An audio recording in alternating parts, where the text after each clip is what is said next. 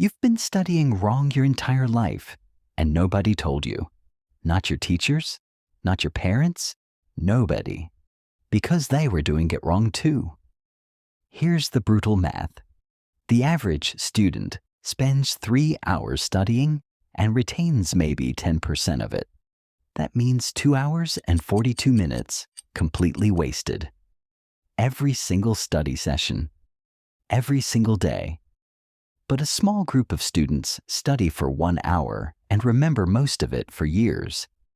Same brain, same material, completely different result. The difference isn't intelligence, it's method. Here's what's actually happening inside your brain when you study wrong, and how to fix it permanently. The bucket with holes. Imagine filling a bucket with water, but the bucket has holes everywhere. You keep pouring, it keeps leaking. You work harder, it leaks faster. That's your brain on passive studying, reading, highlighting, rereading. Your brain recognizes the words, but recognition is not memory. It feels productive. It isn't. Studies show rereading has a retention rate of just 10%, meaning next week, 90% of what you read today will be gone. You're not failing because you're lazy. You're failing because nobody taught you how memory actually works. The learning pyramid. Your brain retains information differently depending on what you do with it. Reading, 10% retention. Listening to a lecture, 20%. Watching a demonstration, 30%. Practicing actively, 75%. Teaching someone else, 90%. Write that again. Teaching someone else produces 90% retention. That means the student explaining the concept is learning more than the student taking notes. The entire game changes when you stop consuming and start producing. Fix 1. Active recall. Stop rereading. Start retrieving. Active recall means closing the book and forcing your brain to pull information out from memory. That struggle, that mental effort, is exactly what builds long-term retention. It's called the testing effect, and it's one of the most replicated findings in cognitive science. 2 ways to use it immediately. The Feynman technique. Pick any concept. Explain it out loud like you're teaching a 10-year-old. No notes. No textbook. The moment you get stuck, that's your gap. Go back. Relearn only that part. Then explain again. This method shows you exactly what you know and exactly what you don't. No guessing.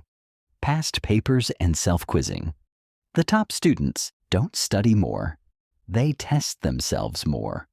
A study found students who quizzed themselves before reviewing material scored 50% higher on exams than those who simply reread.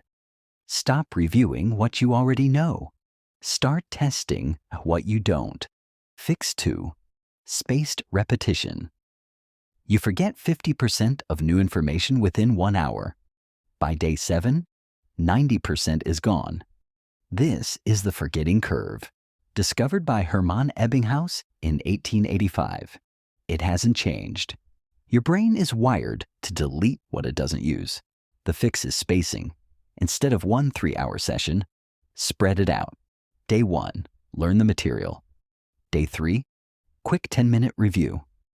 Day 7, self-test with no notes. Each review resets the forgetting curve. Each time you retrieve it, the memory gets stronger and the next forgetting curve gets longer. Eventually, the information becomes permanent. That's not motivation. That's neuroscience. Fix 3. The 2-minute start.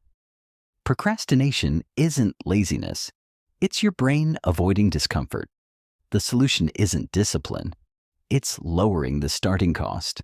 Tell yourself, just 1 flashcard, just 1 page, just 2 minutes. Once you start, your brain shifts into continuation mode. The hardest part is never the studying. It's the starting. Make starting so easy, your brain has no reason to resist. Here's the truth. Nobody says out loud, the students who master this early don't just get better grades. They learn faster for the rest of their lives.